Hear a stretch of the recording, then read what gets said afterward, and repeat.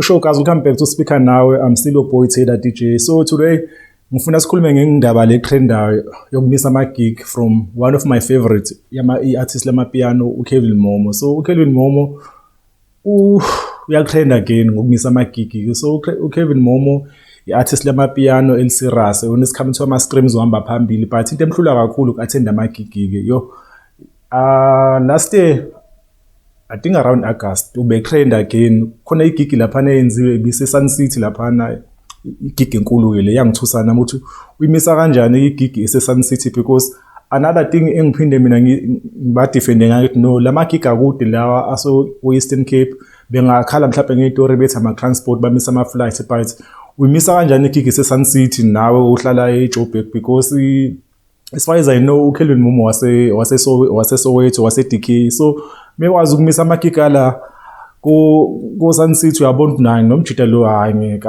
uzolwa kanjani kuma-gig akude mhlawumbe ko-Cape Town nako-Eastern Cape. So nje uyatrenda again because khona ishisa nyamanga kuyona, and ukhipha i-statement laphana esi-week ngale ndlela ukuthi no ushiya ama-flight wenza ama-excuse amaningi, uphinde uthi no babhizi ama-rehearsal because bezoba ne-show ede izoba seDurban laphana. So the reason emisa ama-gig is because ube ne-one man show, and umbuzo wami uske uma uzoba ne-one man show uwathathelani amanye ama-gig because kumele wenze ama-rehearsal.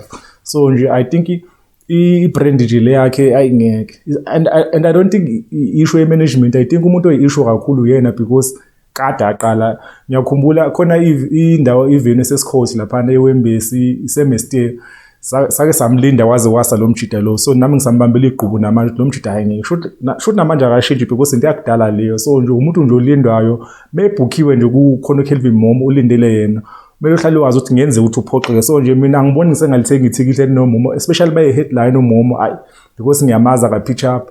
Funny enough izolo bekade ngibhale i-tweet ngathi mina I wonder if uMomo uzofika ku-one man show yakhe because akafiki kuma-gig la amanye. So nayo leyo yenze eDurban benginakho ungayithembi because iDurban akuyona indawo yepiano ngaleyo ndlela, but la napha khona ngithema ngibona no ufake nabantu baseDurban bakhona Junior De Rock, abona la abantu abayi-local bebafake no distraction pose beyikhona. So ngathi okay maybe khona, then khona ivideo abayiposte during the day, then bamveza kuMomo, then I think abantu babe lapho baba nethemba, but ishow bathi ibisold out, but abantu abaningi abade bekhona bayacomplaina even before kwenze lento eyenzakalile because ishow igcine ikhanseliwe ukuthi kuvele waba nesiphepho laphana isivunguvungu laphana. I think uNkulunkulu bezama ukulungisa into zakhe after lezi imali zabantu uMomo akabaleka nazo because ufike ethathe imali zabantu qede baleka uzombona esebhala ama-statement, uhlezi ebhala ama-statement maku-December ama-statement avele kuMomo.